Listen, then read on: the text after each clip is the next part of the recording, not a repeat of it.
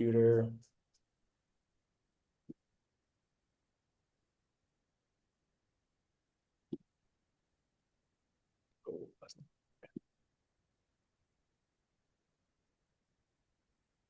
Okay, we'll start here. I think this will work. This has me on the top right. So Cool. eventually I gotta have like an intro to do this because I haven't done it. I want to have it where like I say subscribe, like all that stuff. But anyways, Shaun, let's get right into it, man. Let's start Oh yeah. with working out, bodybuilding, kind of your journey. I think you did the bodybuilding stuff, and I think a lot of us who start this field, we do that. We see Arnold, or at least when I'm a little older, we see Muscle and Fitness magazine. We see we want to train Yeah. like that, you know. And I think when you go to a commercial gym or gym in general, people will say like, "What are you hitting?" And it's always like a body part, you know. It's Yeah. always like chest or legs. It's never like, hey, I'm working on being a better rock climber, or I'm training to hike. Like talk Yeah. about that. You know, I think you transitioned a little bit from the bodybuilding to hiking now. Let's kind of talk about that a little bit. Yeah, I mean, I guess like I'll start earlier if anything because I was an athlete growing up. You know what I mean? I played baseball my whole life at a pretty high level. When I was like 11 is when it started to get real competitive. Used to train at a facility called Adrenaline. A lot of Yeah. people don't even remember it. Maybe you remember it because it was legit, man. Like, I mean, as from what I can remember, I was 11, 12, 13 years old, but I trained under a guy named Leonard Russell who played for the Vikings and the Chargers. We had an agility coach. I don't remember his name, but he was a former NBA player. And then my baseball coach was a former professional baseball player who was a catcher for the Mets. So at a young age, I was exposed to like very advanced fitness and some very advanced baseball methods. You know, hitting, catching, fielding, speed and agility, all of it. You know, so I started super young in that. Played it throughout high school. You know, played at super high levels there. Played in Junior Olympics, stuff like that. And then kind of fell out of it, and then got back into it in college. And in college, because I fell out of it, I was small. You know what I mean? I've always been smaller anyway. I've always been like a speed guy. I played middle infield. But once I got to college, I had somebody that I was kind of mentoring under in terms of coaching, actually. He was teaching me how to be a baseball coach, and he's a big dude, man. He was a big guy, and he's like, "Hey, bro, you gotta put some size on you." You know what I mean? Like you're too small, which is, it's true. Like it was kind of some harsh truth. So I started training, bro. I just started lifting, and we would have team lifts at Valley College. They were awful, for the most part, and not very well structured. So I would go lift after. Like I was just doing a crazy amount of lifting, which was one of the first things that taught me you got to eat if you want to get big. You Yeah. know what I mean? So I was just eating fucking chorizo burritos and beans of rice, whatever I could to put on size. And it worked, man. So then even after I got out of baseball, I had already fallen in love with like that whole idea of like putting size on. I just wanted to be bigger. If you're a smaller dude, I feel like if you get into this, like that's going to be your goal for the rest of your life is like I need to be bigger. I need to be bigger. I need to be bigger. So naturally, you get into bodybuilding. And I would say that I learned a lot about that, bro. You know what I mean? If you've seen my transformation, I was like 135 in high school, and at my biggest, as an adult, I was over 200 pounds at 5'8". Yeah, You know what I that's mean? huge for 5'8". It's huge. Yeah. Yeah, like and not natural like in any way for my frame. You know what I mean? Like that is not the amount of natural size that my frame should be holding to be healthy. And that's kind of what led me out of it is like I had done so many things to get to this level that in my mind were beneficial and maybe they were in some ways, but the more time I spent in that, I realized like I was doing damage to myself. You know what I mean? Not in any kind of crazy way, like I was doing like a bunch of drugs or any type of, organ damage, but my capability to do anything else outside of bodybuilding was like pretty much zero. You know what I mean? Like if I wanted to go on a hard hike, if I wanted to go on a run, anything like that. I mean, even swimming and surfing, dude. That's another thing that caught my mind is like I used to surf all the time and I go to surf and I'm like out of breath just to get out past the break. I'm like, this is crazy. You know Yeah. what I mean? So that was kind of what made my transition into like an idea of like, well, I need to have something that is still fitness based, but is my main goal. And then, like you said, to use the lifting as a supplement, so that's the rock climbing, the mountaineering, the hiking. Those are the things I want to be really good at. And all of my training now is just to supplement that, to make me better at that. So I don't really have that image in mind of like I need to be bigger, I need to be more muscular. I mean, strength is still in there, but more now power, endurance, cardio, aerobic capacity, mobility, finger strength, right? Like all those things have become the new focus. And yeah, I would say that's like the short synopsis of everything. No, I think it's cool. I mean, it's hard because like so much, even like performance training or strength and conditioning, maybe as most of us see, it's like it's still influenced by bodybuilding, like and in a lot Yeah, of ways. And I don't think people like realize that, and I don't think anyone knows the answer to this. I don't know the answer to this. There's not like a specific number that says you're strong, but like we yeah, have these numbers in our head, like, okay, like if I bench 305 now, I gotta hit 315. I gotta hit three plates. So is that much gonna make me a better baseball player? Is that much gonna make me a better football player? And I don't know if I yeah, don't know if the answer is because when you start doing it, it's gonna take so much. Like when you first start, it's easy, right? Everything goes up, you're getting yeah, stronger, get looking better real quick. But then after a while, you're spending so much effort for such a small return. Like you have to spend yeah, like at your bench press and you've been training for a couple of years from 305 to 315, you're spending a lot of resources, a lot of time just to get 10 more pounds. And I don't know um, if it is worth it, right? And it could be for some people depending on your sport or your what you want in life. But I always share with people too. I think it's so important. Like I think training hard's good, doing those things, looking good is important, but it's also like how's that going to affect your life? What's the some people are like, oh, I can't hike today. I have legs tomorrow. I'm like, what? Like you can't just go, yeah, like you can't, oh, I can't play with my kids today. I got to hit legs tomorrow, and they're jumping. Like that's the most silly thing to hear. Like you don't want to live your life because you have this thing for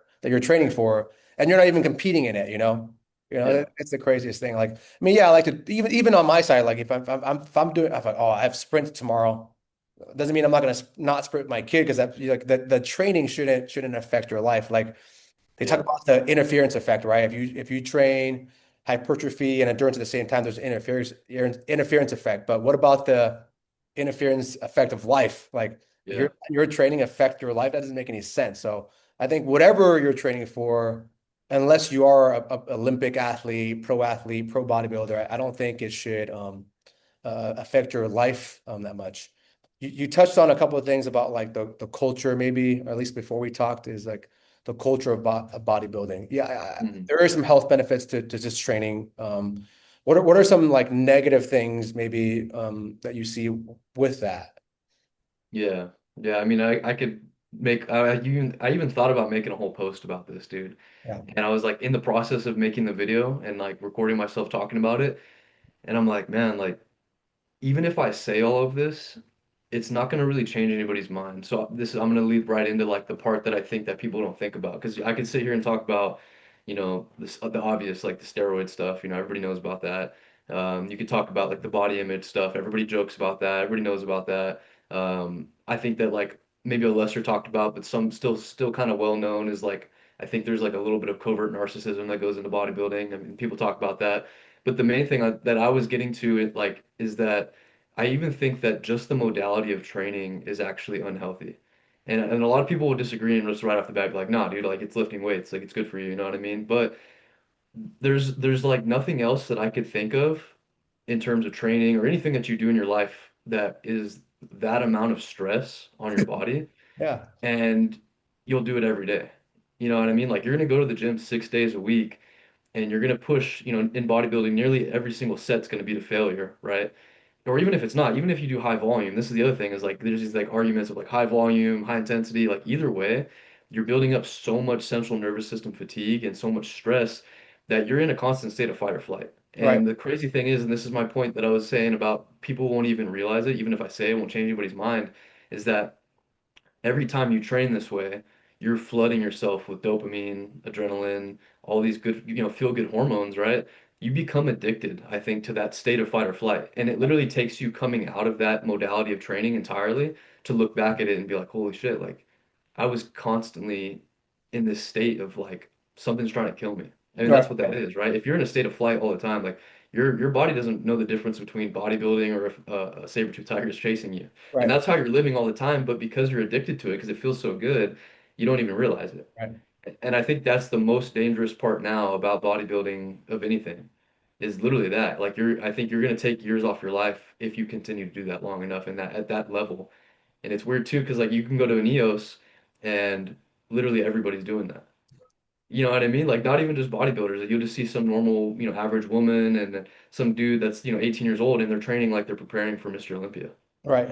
Like, why are you training like that? Yeah, You know what I mean? I mean, obviously, that's your bodybuilding background. That could apply for anything. Like, I don't think like we're involved to do that much stress, like to No.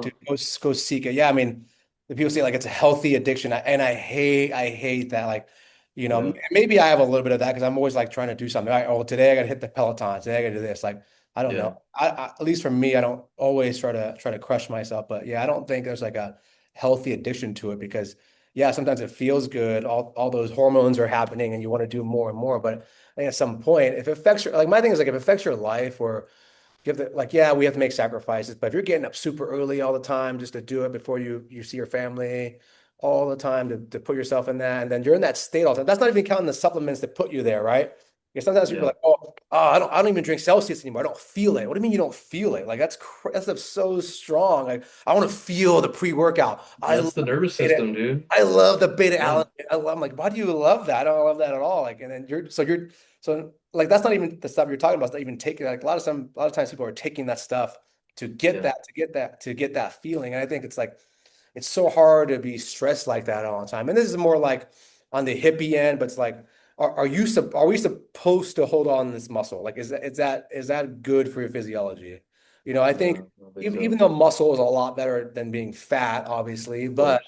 like gravity's still pulling you down like that. So whether you're 200 pounds of fat, 200 pounds of muscle, like you're fighting that much more gravity to deal with when you go hike, when you go surf. It's like it's still a lot to deal with Yeah. for the body. And I think it's just like you said, it's just tough. And for me, there's just so many things, so many other things you can do too. Like you can get like if you're like building a character on 2K or Madden or the show, right? There's different attributes. You don't just do strength, you can do like agility, Yeah. awareness.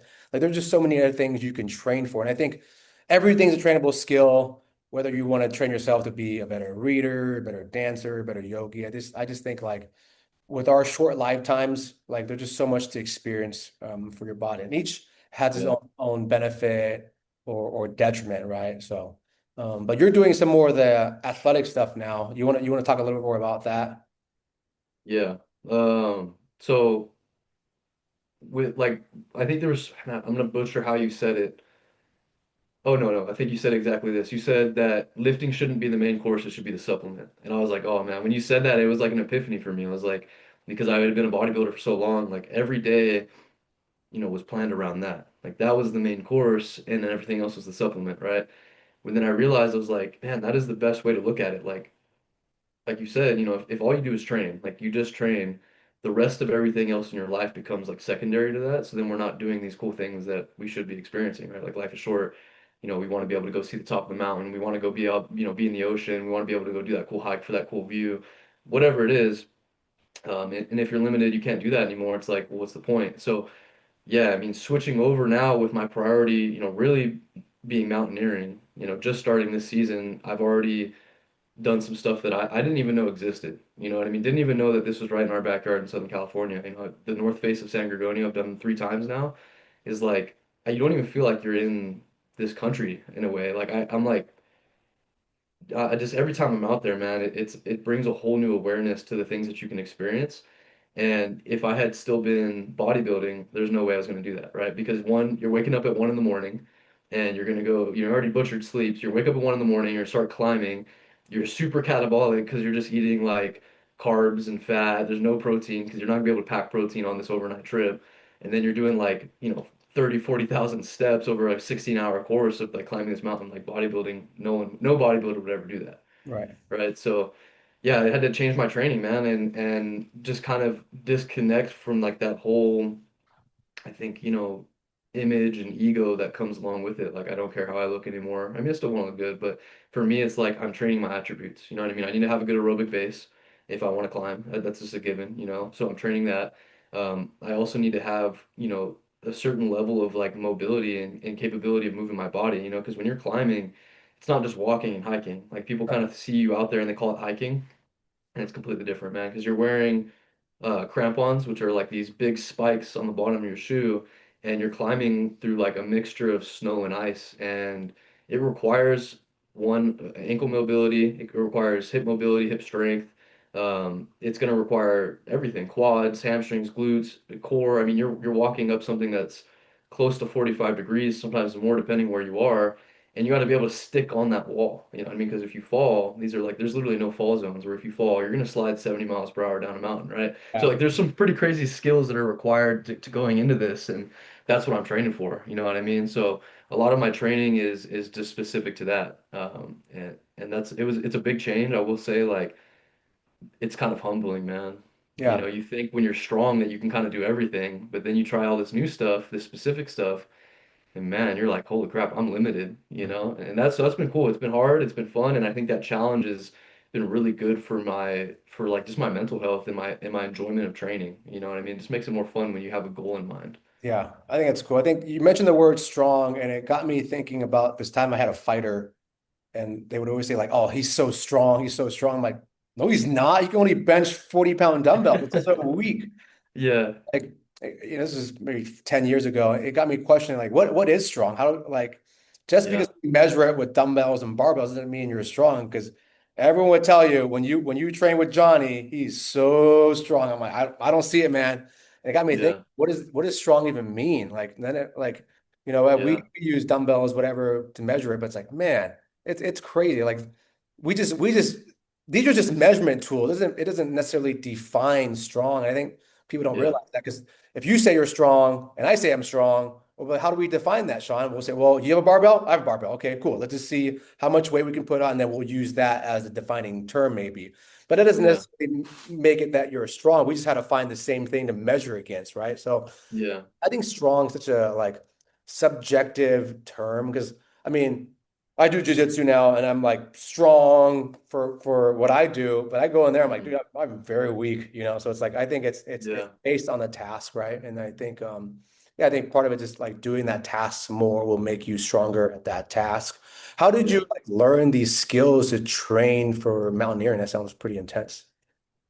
Honestly, man, I've like I said, I've always had an athlete background. I've been a trainer for like 6 years now, and I've trained a lot of different people. I've never trained a mountaineer. Obviously, that's super niche, and I don't really see like, I don't think there's enough people in the space to like have developed some type of specific training for mountaineering. But I do what like I think any good coach does is, and I just look at the positions your body's going to be in and the Okay. way that your body's going to move, and then I find ways to replicate that under load or just even not even under load, but just replicating that movement, right? If I get better at that movement, I'm going to be better at that movement in real life too, and so a lot of it was like fixing. I think the main thing I've been working on in specific with mountaineering is fixing like the way that my knees and ankles move. Because I think when you lock yourself into like certain movement patterns for many years, you're really strong in those movement patterns. But then like the ankle and the knee doesn't want to move in any other way. And if Yes. you've ever climbed like, in mountaineering, this is very niche, so very few people will understand this, but like when you're climbing up that mountain, there's many different methods in which you'll step, right? So like there's the French step, there's like this kind of step where you walk with your toes out and you're going up the mountain like this, or the French step is where you're completely lateral to the mountain and you're crossing your feet over and walking this Like a way. karaoke kind of? Like a karaoke, yeah, yeah, Okay. exactly. So there's like different ways you walk. So your ankle and your knee is in different positions, and you're climbing up like a stair stepper. So like imagine you're on a stair stepper, and then every step, every so many steps, you're changing the way your ankles and knees move. Yeah. Like good luck, right? That's pretty hard. Right. So I've been just kind of training my knees to track properly because a lot of times after these climbs, like my knees are cooked, Right. like that, like I get hard to walk type stuff. So I've been doing a lot of step ups, a lot of like the knees over toes stuff. Yeah. Backward sleds, ankle mobility stuff, a lot of plyometrics, which is kind of like, I've done that in the past, but it's definitely a new introduction to me now. And that's I would say has been like the best carryover other than just having a better aerobic base to mountaineering for sure, and stuff like that. Yeah, I think, I mean, it could be anything too. I'm not saying like one thing's better than the other, but if you, like, let's say, for example, you started mountaineering 6 days a week, that could be some detriment too, right? So I Oh, think, there's no way. like, I think it's whatever you do, I think you just got to find some variability into what you do, right? Whether if I Yeah, did only functional training daily, 7 days a week, that's not good for my body either. So I think it's like, no. it's just finding other ways to train. You don't have to train the same way, especially if that's not your sport. And I think humans, we want this title. We want like, oh, I am this, I am that. So it's like Yeah. So you want to fit that image, and sometimes like people ask me like, what do I do or who are you? I'm like, oh, I'm just a guy, man. Like I don't use like trainer or teacher or coach role to define who I am. Just these are parts of who I am, but I don't think Yeah. use those things to define who I am. I think people get so caught up. Well, like you go to the gym, you talk to somebody, oh, what do you do? Oh, I'm a bodybuilder. Oh, I'm a jujitsu guy. I mean, it's like you don't have to be any of those things. These can Yeah. be a part of who you are, and you don't have to let those things define. And even then, too, like even like parents sometimes like, oh, I'm just a mom, I'm just a dad. I'm like, yeah, that's a big part of who you are, but you can't just be like, oh, I'm a dad, you don't do anything else, right? I'm a mom, anything else. I think it's still important to like have parts of you that do other things that are beneficial to you that you enjoy, right? It's not just like Yeah. I'm a parent now. I give everything up and I do this, right? I think it's important for I've been a dad a little bit longer than some people that I know. I think it's like people are like, well, I got to train and I got to do it before my kids get up and all that. I'm like, yeah, I think it's good to train hard, but I also think it's like maybe you don't train as hard, but your kids are around and they see you do that. I think that's more important. Like you might not be Yeah. squatting as heavy because you have your kids around, but it's so cool for them to see you train where like they think it's normal, you know. I'm Hmm. still lucky enough where like my kid thinks I'm the strongest, fastest, hardest throwing in Yeah. the world. You know, the other day watching base, I'm like, damn, that's a hell of a throw. And he's like, Dad, you can throw farther than that. I'm like, no, I can't.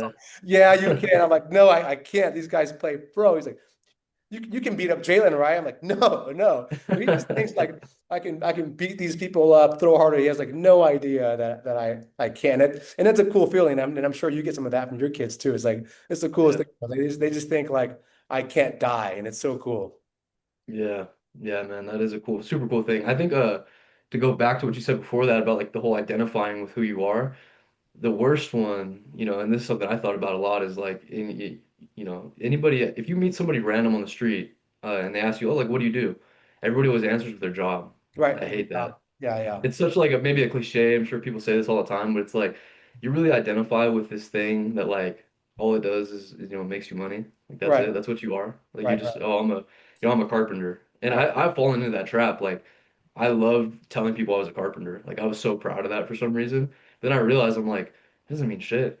You know Right. what I mean? Like doesn't mean you're a good carpenter. Right. It doesn't mean you're a Right. good dad. Right. Doesn't mean you're a good friend. You know what I mean? Like there's so much more important things than your job title or what you train for. But yeah, and then the point, about kids, dude, like that's one of the best things about being a dad for sure. Talk about an ego boost, man. When your kids like every time my kids see anything to do with like working out, training, muscles, they're just like, "Oh, that's dad, muscles, muscles." Yeah. Like That's give me a so little cool. flex like this. Yeah.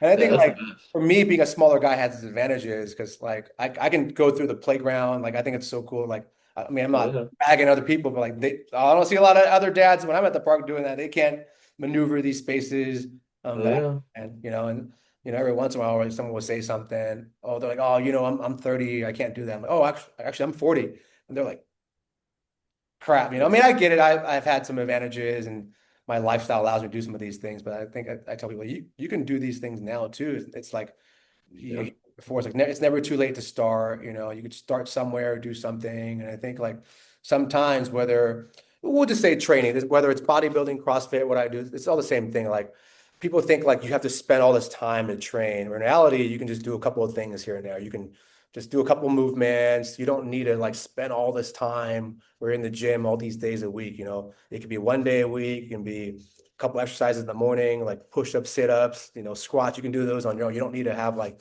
just dedicated time where you're away to train. Because I get that's hard because I'm very fortunate I have a gym, but if I have to drive like 10, 15 minutes one way, train for an hour, and drive 10 to 15 minutes back, that's an hour and a half that some people don't have. So I think I just tell people like you don't have to train, like just go do something active. I think hiking's great, walking's great, whatever it is, like do that. I think we all have time to do that. Yeah, I think I'm a little more like harsh on people when they say stuff like that. Like when people tell me they don't have time, I'm just like, that's just bullshit, bro. Right, And I've told people that I don't know that straight up. right, And I think sometimes they need me dosed with that reality because it's like you definitely have time to scroll on Instagram. You know what right, I mean? You definitely have time to go watch the Chiefs play the whoever in the fucking right, football game later. right. Or, this weekend you got time to go to the bar and drink. Everybody's got time, bro. Everyone has It's time. very You do. few people that are literally so busy they can't work out. That's true. Because I don't know anybody if you that look at truly okay, actually yeah, does that. yeah, I've never done this, but it's like, hey, well, let me see your phone then. Let me see your Yeah, screen. what's your screen time? Just what's your Yeah. screen time, you know? It's true. It's true. I mean, I mean, like they don't want to hear, but it's like you do have time because like I'm on my phone a ton, Yeah.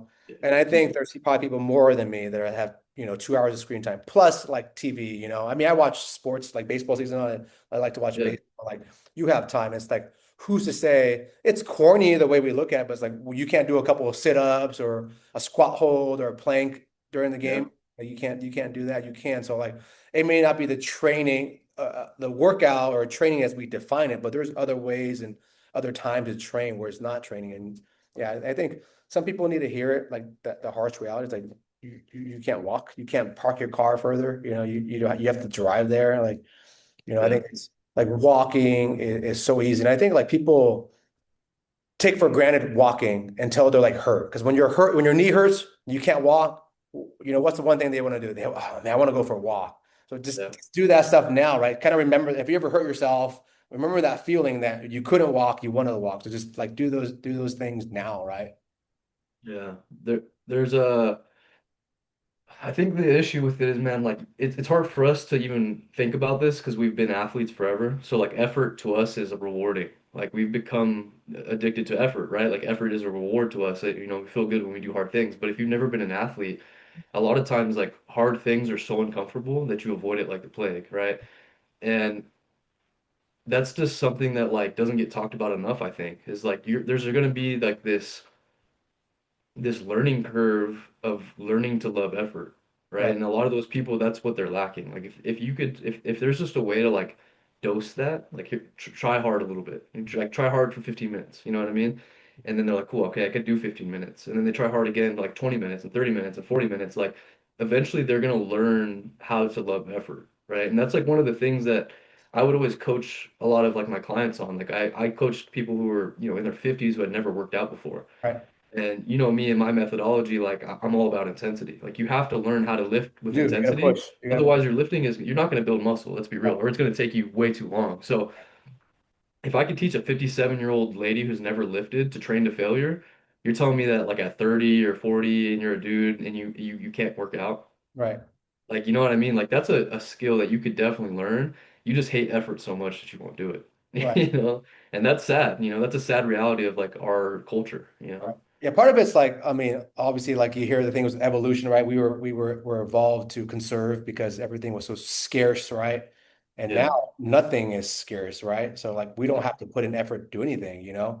Like yeah, it's tough. But how much do you think of that as just starting at a young age that helps us? Like you Oh, think it's huge. right? It's huge, right? Huge. I think like, Yeah. I've had like one client who started late and now he's an athlete. And that's cool to see because like I think it's so hard. I also feel like your body still kind of remembers. Like it's not like muscle memory in the sense that like you can ride a bike, but it's Yeah. muscle memory in the sense that like you've worked hard, you know what it feels like, you know what it can do, and you can tap into that. Even though like I've never really stopped working out, but even if you stopped for a couple of years, but you've been an athlete, you can tap into it back. Whereas like people who've Oh never yeah. been there, it's so much harder for them. So I think it's like so important for kids to do like hard things, like do Yeah. sports, stay active. I think it's so important. I don't like see it any other way. You just have to get people to start, and hopefully you can start them young, and hopefully they like it a little bit. And there is an element of not liking it. You just got to deal with some hard stuff. I think it's important too. We want Yeah. things to be easy. We want it to be fun. Yeah, I do fun stuff when I train, but it's also like we got to do some hard stuff, man. That it, Yeah. it it takes what it takes. And the hard can be drinking enough water. The hard can be not eating fast food 3 times a week. Like you just got to do the hard thing. You got to give up something, right? Yeah.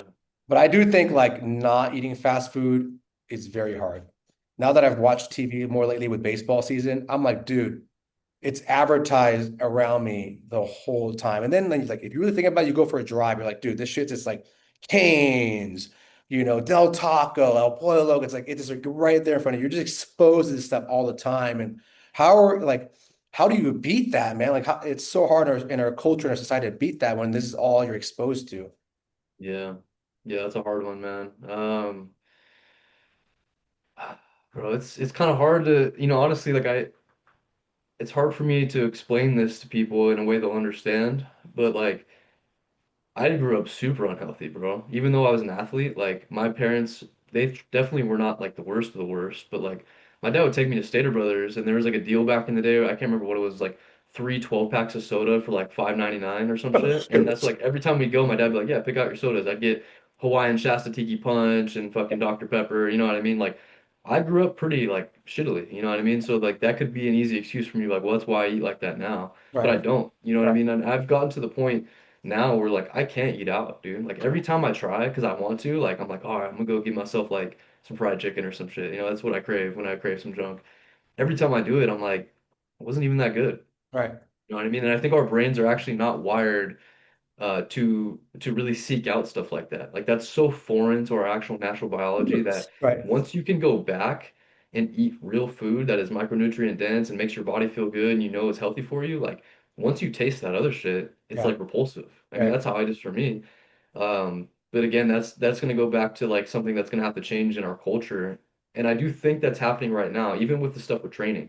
Mm. I think there's like a really big culture shift, and that's why I really like the way that the fitness industry is going, Oh, like cool. how big it's getting. Yeah. Is like I think you're gonna see a lot more of just like youthful kids, you know, young kids being in shape, even if they don't play a sport. It's just Oh, gonna be good. normal. You Yeah. know what I mean? Like you see it, man. Everybody is in the gym now. Everybody's a bodybuilder. Everybody works out, and I hope that it continues to just like keep progressing that way. Right. You know what I mean? And I think the same thing with fast food. So many people are waking up thanks to social media, thanks to like the ease of access of information we have. Like, dude, why are we eating this shit? Right. You know Right. what I mean? Like even, you know, Chick-fil-A. Like we used to think Chick-fil-A was healthy. And Yeah. then their ingredient list got leaked and everybody's like, what the fuck? Like there's like Yeah. 80 ingredients in this chicken patty. Right. It's kind of cool. I like it, man. And I hope that people all tap into that. And eventually that stuff kind of becomes obsolete because there's so many issues that come along with fast food. You Yeah. know what I mean? Beyond just our own personal health. Like it's just such a bad model for everything. Yeah, because it used to be like the argument was like, I get it because it's cheap, and now that's not the case. So like now you don't have that argument anymore. But I just save money, I just get fast. I'm like, it's not cheaper. It might used to be because you can get like dollar menu stuff, and I can see that Yeah. you're a family of four. You can fill up off $8, but now you Yeah. can't. So like that's not the excuse anymore. And I like what you said about like feeling good, right? And sometimes, I mean, I eat out. I eat ice cream. I eat out. Yeah. Sometimes I'm like, all right, is this 5 minutes of satisfaction of eating this food worth it? Yeah. Sometimes I'm like, nah, it's not. But every once in a while it is, So you have to kind of like Yeah. those things too. It's like it's 5 minutes of pleasure right now. Stuff in your face is gonna be worth the 5 hours of feeling like shit. So I think we teach people that stuff of like understanding that, yeah, there is like a cost in it. But it's because you want to feel good, you want to experience life. And I think I get that too, but it's also like, do you have to do that all the time? Or did you earn it? Like make yourself earn these things. 'Cause everything is like Yeah. instant Yeah. gratification. It's an eating disorder right there, Troy. You can't say that. Right, right, right, right. You I gotta think earn your food. yeah, I have, I think I have decent balance. Like some days I'll eat like people say like you eat whatever you want. It's not fair and you don't get weight. I'm like, no, I eat what I want. I don't eat what you want. That's very different things. I Yeah. eat healthy too. I'll eat a salad, I'll do some intermittent fasting, I'll eat organic chicken. So I do a little bit of both. But I do recognize that like the way our culture is set up, it's very hard to eat those things. But I also said, like you said, it's like a timing thing. So it's, before working with people, I kind of just go over their schedule, like figure out when do they have time. Because people tell me they don't have time. Like I hear that all the time. Like, okay, like Yeah. they always say, what time do you go to bed? 11. Like, is it because you choose to or that you have to? They're like, Yeah. I got off work late, so I want to watch Netflix. I'm like, cool. You don't need to watch it for 3 hours. Yeah. You can watch it for 1 hour, and that stuff. I mean, depending on what you believe in with the conspiracy stuff, man, that stuff sucks you in, man. Like, what of this is like beneficial? Even like watching sports, I watch baseball. And it's like, man, is this even beneficial to me? Yeah, I'm not watching some other crap, but like, why am Yeah. I so sucked into this? Why does the Angels win affect me so much? Or whatever it is. Like, and it doesn't. Like, people used to be like, oh, us Dodgers won. I'm like, you're not part of the organization. Shut up, man. Like, Yeah. I don't let that stuff affect me so much. I see people like, oh man, they lost, man. I'm like, why does that affect you so much? Like it shouldn't. Like I don't like when the Angels lose, but I don't care. I don't care that much. I don't care at all, really. I mean, I want them to win. If they don't win, it doesn't affect me. If they win, it doesn't affect me. I think people get so caught up in these things that doesn't affect them.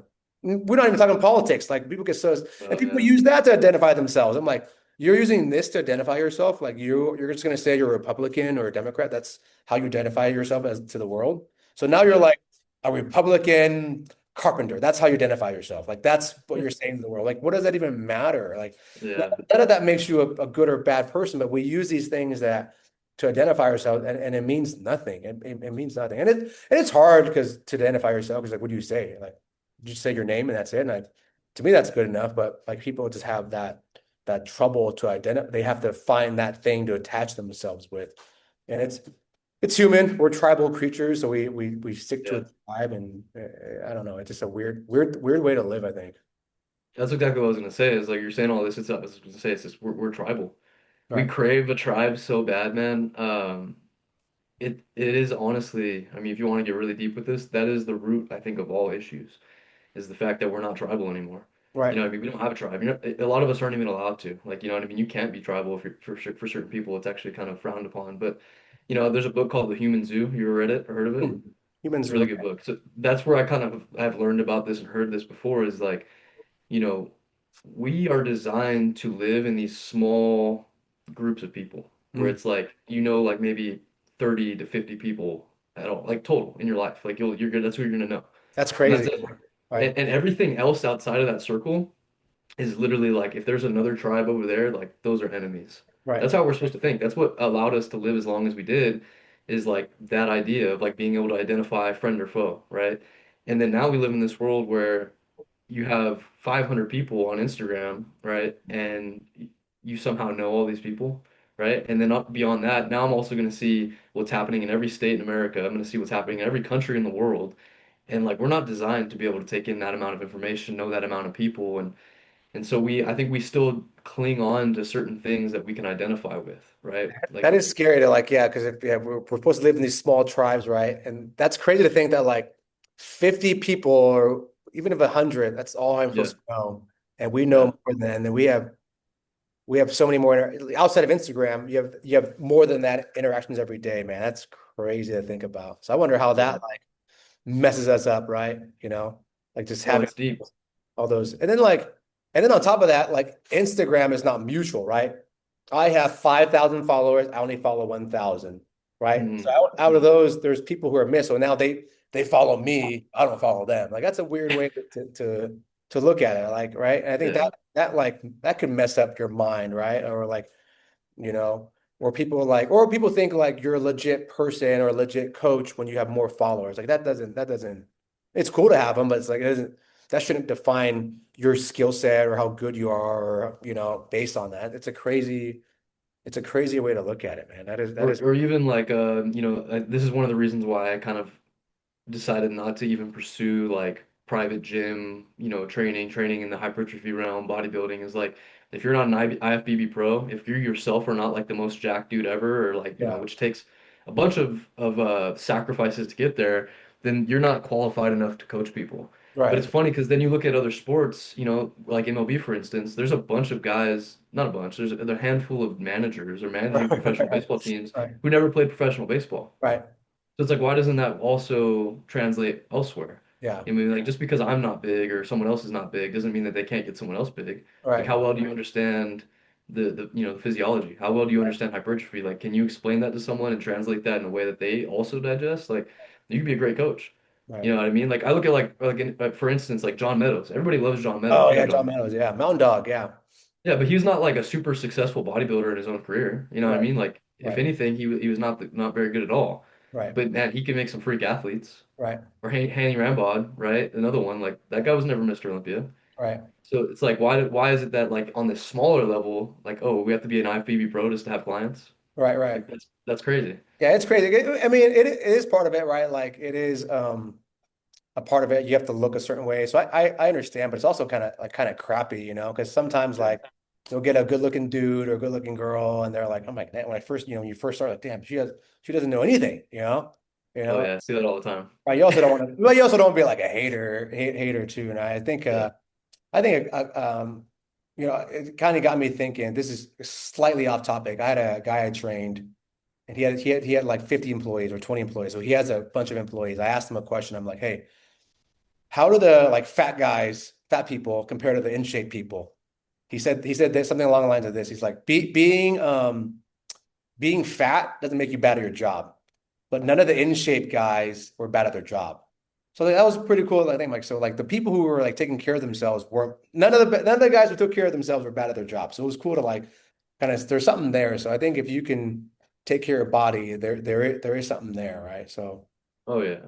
Yeah, I mean that's like the whole thing of like it does it's a trend. subconscious thing. We have a subconscious attraction to beauty, whether Right. people want to admit it or not. And that's like one of the whole issues with like the whole body image thing and like body positivity. Like there is a subconscious level of like when I see someone in shape, I'm way more likely to give them an opportunity. Right, Like right. It's if you've ever been a manager like of a job, you know yeah, that. Like you see someone good looking, you're just way more partial to that person. right, right. It's subconscious, you know what Yeah, I mean? And but it's also for a reason. It's not for no reason. It's not because, you know, there's nothing to that. right. You know Yeah, what I mean? People who are in shape are healthier. And when you're right, healthier, you think better, you operate better, right? If you are in shape, you've earned your muscles, you've earned your physique, that right. means you have a certain level of discipline and hardworkingness that will translate to probably making this company more money. So like there's nothing not to that. It's not like that's invalid to think. It actually is Like we're totally just valid. picking on. Troy's just picking on fat people. You know, that's not the case. But No. it's a real thing. You know, I don't like people want to hear that. Like it's body positivity, but it's also like man, like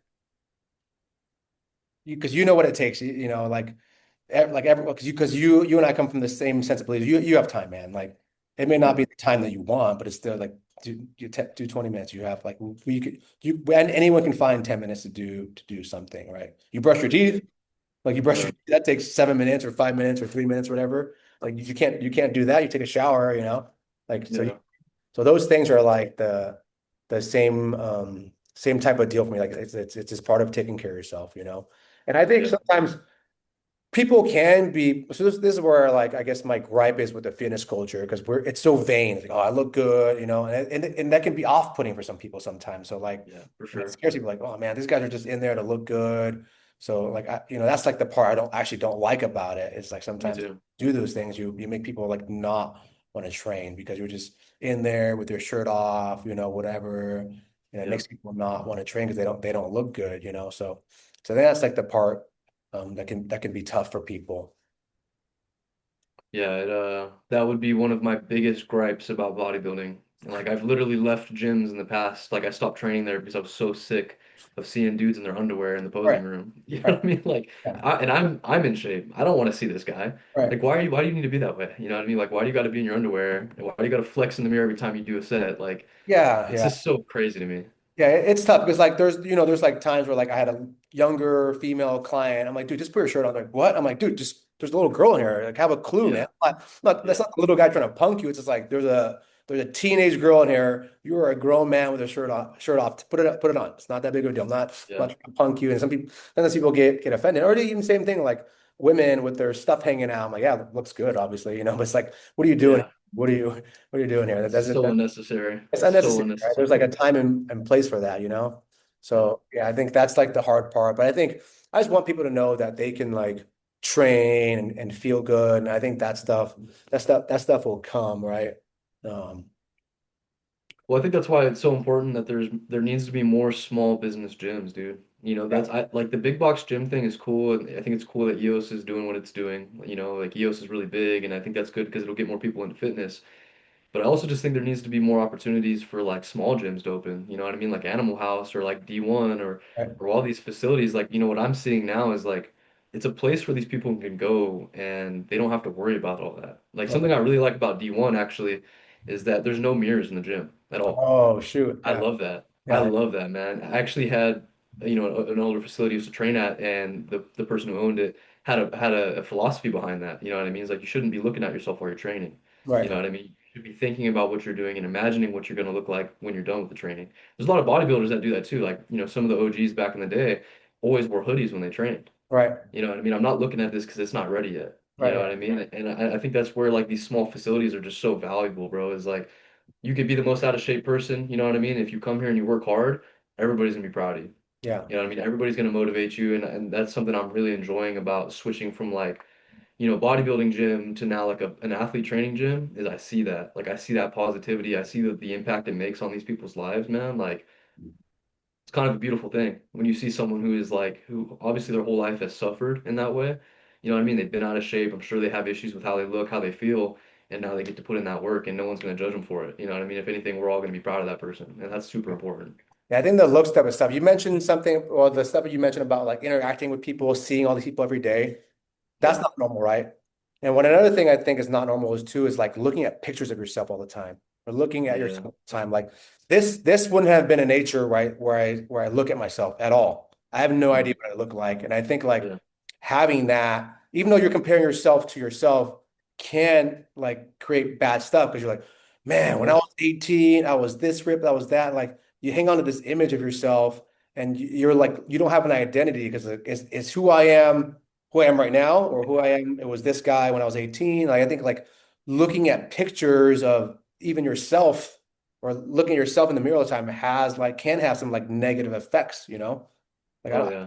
I don't think you're designed to look at yourself and nitpick and whatever and worry about what you look like. I think it's new. Like worry about what you look like all the time is new. Yeah. A crazy thing to like think about. Like talking to all these people. Yeah, that's crazy. That's a crazy thing to think about. I've experienced that firsthand, dude. I can't tell you, like when I was bodybuilding and that was the goal. Like every lift, after the lift, you go to the posing room, you set up your phone, you take a video, and every time you're disappointed. You know Right. what I mean? I don't know a bodybuilder that goes in, does posing, and is like, oh man, I love it. I look amazing. Yeah. Like every single one of us is like, fuck, like I don't look as lean as I thought I did, or Right. like my left arm's not as big as my right arm. You know what I mean? Right. And you're looking at yourself in like in a vacuum. You know what I mean? Where like nobody is seeing you the way that the camera sees you. Right. That's not how the world works. Like when I see you in person, I'm not looking at you like this. You know what I mean? Or Right. when I see your physique, Right. like no one sees your physique just like this, and Right. that's it. You know what I mean? They see you from all angles while you're moving, and like honestly, man, what you really look like is always gonna look better than the camera. Right. Right. You know, Right. because and I hate that, dude. That is it's had a definitely a negative effect on my mentality and Yeah. how I feel. You know what I mean? So I can't even imagine someone who like first gets into fitness and starts doing that. Right. Like that would be honestly, I feel like either it's gonna be really motivating or it's gonna make you feel like shit. It just depends on your outlook on it. You know what I mean? Yeah. It's tough to like yeah. And then like I mean, we have identities, right? Carpenter, Democrat, Republican, and then you have these pictures of yourself. Like, so if that's our only way of identifying ourselves, that can be bad. Because like, well, I saw this picture, your default picture, man, you're jacked. Like you're what is it? You're catfishing me or what is it called or whatever. Yeah, It's that's messed up too. Because if I have this profile picture, I look so good, and then I present myself to the world, I'm not that guy. How does that mess up their perception or my perception of myself? You know, when you have these if you have these ways of identifying yourself, you know, that's tough, man. That's a yeah. tough mental game to live by, man. Yeah, no doubt. I actually wanted to ask you something, man. So, because you've been in like the whole athlete training thing for a while, and now I'm gonna get back into training people in this method. Something I'm noticing is that it's the opposite in the way of like, in bodybuilding, everything is focused on how you look. It's all about like, get bigger, add muscle, hypertrophy, strength. Yeah. But I also notice in athlete training, there's like this over reliance on these really niche skills, right? So like I see some trainers train people and they want these athletes want to be faster, right? They want to be more power. They want to be stronger, right? They want to be better at their sport. And there's just all these very hyper specific types of training, right? Like they're doing these hurdles and these plyometrics, and they're doing sprints and shuffles and this and that and that. Where I think like a lot of these trainers come short, and maybe you disagree, is like there really is just a certain level of like if you have more muscle and you're stronger, you're also just going to be faster and more Right. athletic. Yeah. And I just see like I think a lot of trainers fall short in that. I don't know what's your opinion, but in my eyes, like I never gained as much speed as I did when I just started squatting heavy. Right. Right. You know Right. what I mean? Like just getting strong, Yeah. I'm able to put more force into the ground and I got faster. Way faster than I would if I just did a bunch of plyometrics and a bunch of hurdles and you know what I mean? Like I don't know if you disagree, but I do not disagree. I think, you know, like I train the way I do because I'm older. Like I got to, I think people see like, oh, they see Tom Brady, they see whoever the, well, Tom Brady doesn't back squat or whatever. I'm like, yeah, but he did that at some point, you know, like those yeah, people, well, not, Tom Brady may not be the best example, but those guys in the NFL, they don't back squat, but they did before. So I think like if you're 13, 14, 15, you got to train some weights. You got to get stronger. Yeah, You got to be a little bit heavier. I think that stuff's important. I think people miss that sometimes. Like you got to start with that stuff first. And I think yeah, you can't like maybe those guys don't do it now because they have enough, you know. But I think yeah, so their side of it is like if you have enough, you just stop. Like 405, 315 might be enough for you. Stop there. That's fine. But if you can't like squat a certain amount of weight and those kind of crappy, you got to be able to handle that stuff. So I think, yeah, I think a lot of people can miss it then because I think right now the biggest thing is like timing you and doing these good looking shapes. But I think part of it's like you just got to get stronger first. I don't not do that. I just don't like post it as much. You know, I think I still yeah, do that heavy squatting, heavy bench. Like I think you definitely got to get stronger. I think those drills are important, but also like with that being said, yeah, I got you stronger. You can do hurdles better. You can do plyos better. But like you still got to get better at your sport too, and that comes with yeah, like intentional practice. I think like sometimes like people who practice their sport, they just like show up. I think you got to have like yeah. like what's your goal for today? Is it to Mhm. sit back and only go oppo? You got to have these goals as an athlete, and I think it's hard because you want to help your kids for lack of a better term, but like those goals have to come from you. And I think a lot of times now what I see with kids like they're very coachable. Like you have kids that you work with are coachable, but they don't tend to figure things out for themselves. Like they're always like, they watch a pitch, they look at you, I'm like, or like, what do you Yeah, feel? Like, what did that look like? What did that feel like? I think we as coaches who coach athletes, like you gotta like ask yeah, them, what does that feel like for you, right? Quit only, it may sound lazy, but like they got to discover stuff for them. You can't give we're guides. We give them kind of like here's the roadmap, but we can't give you exactly how to get there. Like you got to get to here, but you might go this way, you might go that way. So you can't necessarily give them the exact route to get there. We just gotta give them some suggestions and let them discover stuff. Like that's where we fail. And even like as fathers for kids, like you can't like you got to let them like hopefully let them figure out some more. Like you got to make sure they're protected, right? That we got to make sure they're safe, but they got to figure out for themselves. You can't always give them yeah. the answer.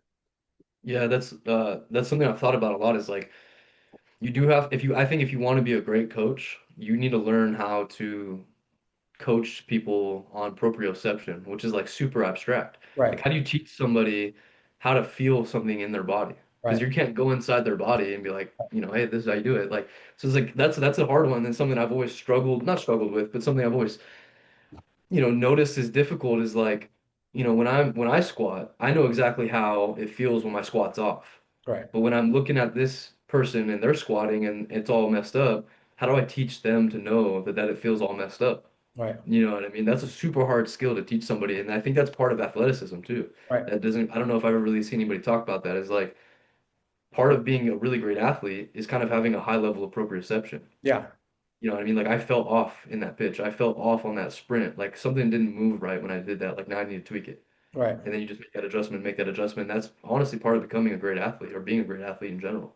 Yeah, you got to feel it for yourself. So I think like I think sometimes we overcoach, so we mess them up because you're telling them too many things. Like they got to figure it out. And I think to the consumer, it might sound lazy sometimes, but like that's just the way it is. They gotta figure it out. I like you said, I can't go into your body, your mind. You got to figure those things out. So I think like the more you teach them like those things, right? I think it's really gonna help. Yeah, but proprioception because it's an abstract word. How to Yeah. train, but yeah, like the best athletes. You imagine a sphere or a big ball around you. Those best athletes can control that space. So that means like I can jump high and have like the better the athlete, they have a bigger sphere and they can Mhm. control that sphere more. So if you can kind of get your athlete to understand that, I think that might help them. But there's just so much more to it. I think isometrics tend to help with those things too. Just staying in that position, whether it's like a squat or a split squat, like stay in that position. And sometimes like it might be like, hey, just like tell your body to feel it there instead. They might just do it. Like they might be a simple cue, but hey, try to feel in your ankle. Try to feel in your Yeah. ankle instead. I'm like, oh shoot, that worked. Like put some Yeah. more like intentional or tension behind that, right? I think like yeah, this that just starts with like teaching like intent. Like what's the Yeah. intent? Like if your intent, is to do 5 reps at 85%, you should only get five. Oh, well, I can do 35. Like, well, then the intent wasn't there. Like, you're not doing a true 5 by 5, you know? So I think like teaching that same thing with intensity. I just want like, hey, I just want 5 good reps. Well, I can do more. Then you didn't do 5 good reps. Like, you didn't do 5 good sprints, you know? So I think, some of the things I did in football a while back was like, I just want 10 perfect tens. So Yeah. 10 yard sprints. And they were really good at it because they only knew they were doing 10. So I think like it's about explaining what they're going to do, why they're doing it, and I think that's going to help them. Yeah, no doubt. And I think another thing I guess I'd like to ask you is and something I see is like in the athlete training sphere of like, when they're lifting, when they're doing these trainings, I feel like there's a really heavy over reliance on volume, Yeah, right? And that's part of me taking over like my methods from hypertrophy is like, why do we need to do like all this volume? yeah. What are we doing by doing like 3 sets of 8 even, Mhm. and none of those reps were even intense? It was Right, like 3 sets of easy 8. What's the point? right, And I get it when you're young, we want to practice a movement, right? The more reps you can do in a squat, the better your squat will get. But at a certain point, it's like, why do we need to do 5 by 5s all the time? Why do right, we need to do all this volume? You know what I mean? Like, why don't we just learn how to actually train one set to failure? right, That'll make an athlete better. I guarantee it. right. It's Dorian Yates, right? Dorian Yates did that. Yeah. I think this most people can't tap into that. And Yeah. it's so hard to do one set to failure. Yeah. It's so hard. I think it's more. I think if you can teach someone that, I think they'll succeed. Like just having more time. I don't think I'm a like low volume guy in a lot of senses. Just hit good reps. Yeah, I don't think you need to do all that. I think some of that stuff is overplayed. I think there's a handful of athletes who might do really well with that. Like, hey, I'm going to take 1,000 swings a day.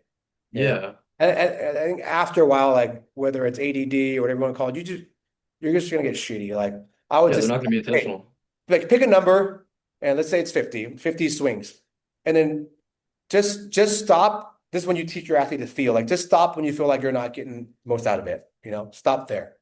Uh, Yeah.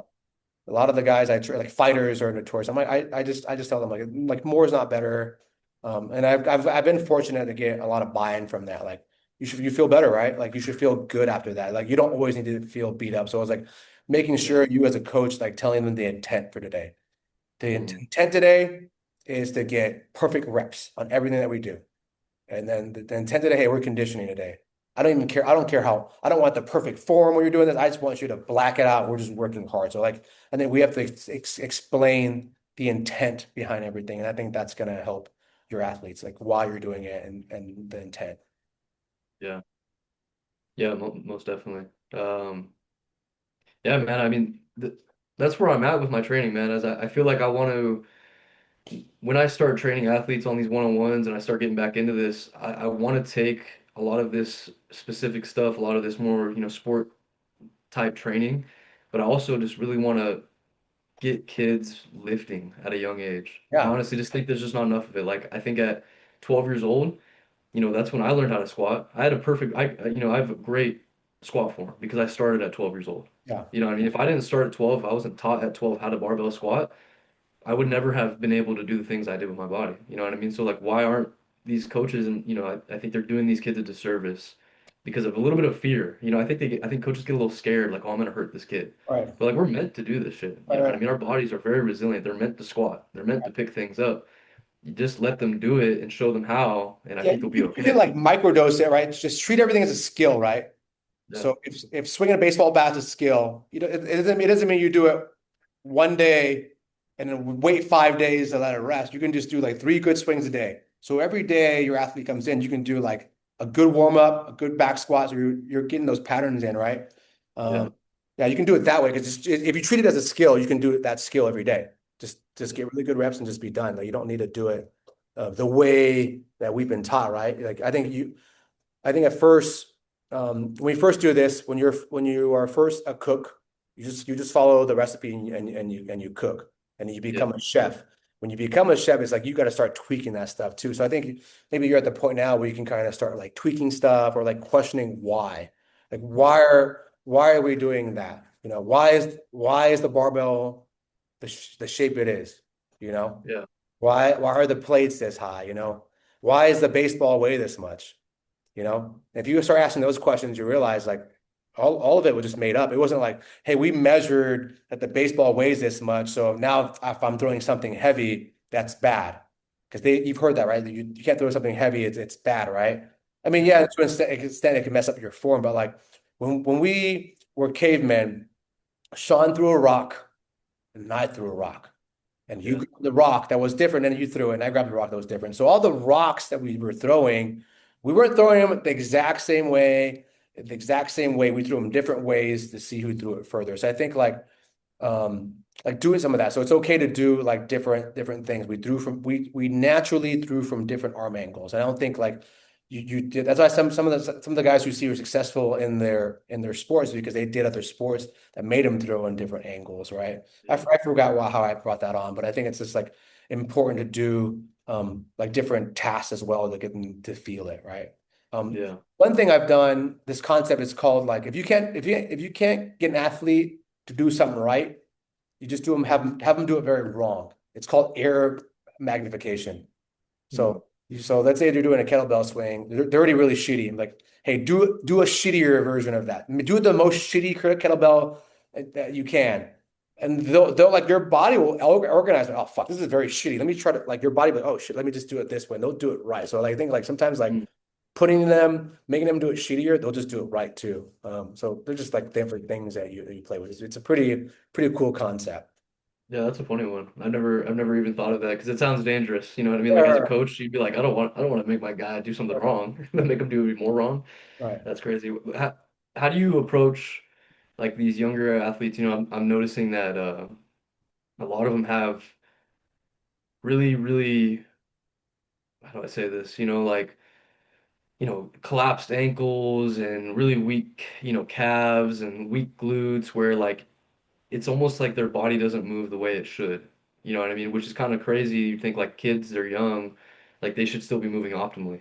But I'm just seeing now, I don't know if this is a newer thing or if maybe, it seems like it's newer because I don't remember as a kid ever seeing that. You know Like, what I yeah, mean? Where now like a lot of these kids come in and they can't deadlift properly because their calves are so weak that they can't even keep their toes straight. And then like their glutes are so weak that their knees are collapsing in. So I'm like, how do you approach that? Like, do you ever have that with your athletes and what do you do? yes. So what footwear do they wear, Sean, when you see them? Yeah, they're always wearing the cushiony, the Nikes and stuff like that. Yeah. Right. That's not even the worst part. It's the fact that these kids are wearing like slides and Crocs all the time, right? So now Mhm. you're doing this to your foot all day. You're asked to do this because you're picking up your sandals to do this. You never do that, right? So I think Mhm. like they're not actively doing that. So part of it's like the footwear they wear. You know, you Yeah. can see how they walk. They're like dragging their feet weird because they're wearing slides all day, and if they're walking class, they're walking shitty all day. So part of it's like Yeah. fixing their footwear, right? Yeah. Like and it's I think you gotta like in some ways teach them how to walk a little bit, right? Like Mhm. that might fix them. And then like the way they sit, the way they behave, you have like you'll see it too. Like and it's their intent. Like sometimes like your parents want what's best for their kids, so sometimes you throw them in there. It's like the Yeah. kid really want to be there, you know. So that might be some of that. So some of it's like beyond our control, but like there are some kids that Mhm. you can help. It's like, hey, just start with their footwear. Like, why are you Yeah. wearing slides? That isn't like you're walking so messed up. You're just dorsiflexing all day doing Mhm. this. Like you're never doing that, and all of a sudden you have to do it in your sport. So I think part of it is that. Just part of it is like teaching them how to be aware of their body. They're lounging around, moping around. You know, I think I don't know too much about this, but like I know we have a vestibular system, right? Which is our like our ears and all that. And if you're wearing like headphones or earpods all day, that has to do something to mess it up. That has Yeah. to. Like I'm Yeah. not talking about like the EMF stuff. It's just like you're hearing stuff. You're not because if your ear's clogged, right, you have ear infection, your sense of space is messed up, right? And if you Yeah. can't hear things from the outside, your sense of space is messed up. I think it's like just kids gotta like take that stuff off more frequently. They're wearing it all the time. I think that stuff's not good. So you just can't you Yeah. gotta just be more like a human. Like, I think if you tell people to be like a human how humans were 4,000 years ago, I think they would understand that. It's like, what are you doing Yeah. that's more human? You have these issues because you're not behaving like a human, or like I don't know. It's part of it's like it's just like this weird rite of passage too. I think people are like, "Oh, I'm old now. My knees don't do that." I'm like, "You're 22. What do you mean your knees don't do that?" So I think like Yeah. maybe we see that from our parents or older folk, and that has influenced them. Like, "Oh, I'm old. I can't do that." I'm like, "What? Like, what is even that from?" And I think so. I think as like an older adult now, you just got to preach those things. I think like showing leading by example, I think is important. I think I'm very fortunate. My buddy Zeph, his dad in high school, he was in very good shape. He would play tackle football with us with no pads. And like, I think Nice. subconsciously, I always saw them like, dude, when I'm old, I want to be like him. So I think Yeah. like if you're just from what's that quote? It's like more is caught than is taught. So Hmm. like if they catch Shaun walking well, eating well, moving well, they're gonna learn from that, right? So I think like modeling that like humans model behavior, monkey see, monkey do. If you're doing these good things, they're gonna model that, right? They may not Yeah. necessarily have it at home sometimes. And sometimes like you have kids, so you're a dad, you can have these talks sometimes with some of the parents. They'll ask you a question. I'm like, hey, like I'm not trying to harp on you, but like, where is it coming from, right? Like if they see mom and dad behave this way, they're gonna do that, right? Or Yeah. like another thing, since you're kind of like me, I've been a little more graceful as I gotten older, but you're on the harsher end now. You're on the harsher end too, but it's like people are like, oh, you don't understand, man. My kid craves chicken nuggets. How did he crave that to begin with? You don't just like Yeah. come out 2 years old, I want chicken nuggets. You gave that to him at some point. So like Yeah. you're the adult. It sucks to hear your kid cry and all that stuff, but like they don't crave what they don't know. Yeah. They learn chicken nuggets from somewhere. Yeah. So I think it's like teaching them that, like they're gonna move bad if you move bad. So like I think Yeah. your kids will understand more if you're doing some of that stuff. You don't need to train like that, but I think you'll see it. And I think I've seen it too with someone like, oh, that kid's a good athlete. Oh, guess what? Mom and dad were athletes. Part of it's genetic, but part of it, I think, is behavior too. They see their parents Yeah. work out, they're going to work out. So I think that's why it's so important for like our kids to see us train. It might not be the training that we think it should be, but they're seeing you do that behavior and they will do those things. So I think it Yeah. starts Yeah, no doubt. Yeah, but that's like it sucks because it's like we only can control so much as coaches, right? Like right. we do it all in our life, we could be that example for our kids and like my kids, they don't even like candy, bro. We try to give them a cake on their second birthday and they barely ate the cake because like Right. we don't have that around So them. Didn't give it to them. It's so much sugar. It's so sweet. It's Yeah. crazy when you like, Yeah, and then that's the thing is like they only started eating junk food or wanting it once somebody gave it to them, straight right, up. No right, kid wants McDonald's until you give them McDonald's. It's such a right. fact. Yeah, That's crazy. it's normal, right? To like eat these things. But how do you get your kids to eat like eggs? I'm like, I eat them. What do you mean? Like you Yeah. just eat them. Like what do you mean? I mean, yeah, I know it's hard, but like it's not. People are like, well, it's like you said this earlier. It's how you grew up. Like so you knew that. So it's up to you to fix it now. You can't control what happened to you when you were a kid and before, but you can Yeah. control what happens now. We're not saying it's easy, but like, what are you willing to control? Like, what are you willing to sacrifice? Like, you got to make sacrifices as a parent and as an athlete, for the better. So Yeah. at some point, like it comes from the parent, and they don't want to hear it, but like it's a lot easier when you have kids too. So I think Yeah. that's like, I mean, obviously you got to know when to do it, how to do it, but I think like those things you just got to do. Yeah. I know, man. Yeah. Yeah. Well, yeah, man. Good talk today, man. Thanks for your time. Yeah. It's a lot longer than I thought we would, but it was good stuff. And Yeah. I'll cut this clip up. I'll send it to you if I find some good stuff, and I'll just put the whole clip on YouTube here. Cool. Hell yeah, man. Thank you. Yeah, yeah. We just got to tell people to subscribe and like. So my next venture is I think is trying to be a YouTuber with this stuff, man. So Yeah, no, we should, you know what we should do, man, is I think it'd be cool if you end up just having a specific topic. yeah, You know what I mean? Like this one's gonna be about this. And yeah, then just come with some ammo. You know what I mean? Like come with some ammo of like talking points. Like, we can make a whole hour, 2 hours long on supplements. yeah. I don't want I to know get. me and you could, We got to watch out to some of the topics. I don't want to get canceled here now either, right? That's actually I think can work in your favor. Yeah, You yeah, know, yeah. But, if you but talk then about you got to go in. You got to go all in on that stuff. yeah. That's the culture we live in now too. If you don't agree with someone, you go for their job. That's crazy to me. Yeah, right. Yeah, they're not good at anything else because you disagree with them on like this one thing. So let's just Right. like make sure their life is ruined. Yeah, that's ruined their life because I don't agree with them. That's crazy. That's crazy. All right, man. Well, yeah, we'll do this again soon, and hopefully I'll see you in the gym and I'll come by your gym, man. Yeah, look forward to it, bro. All right, man. Take care. You too.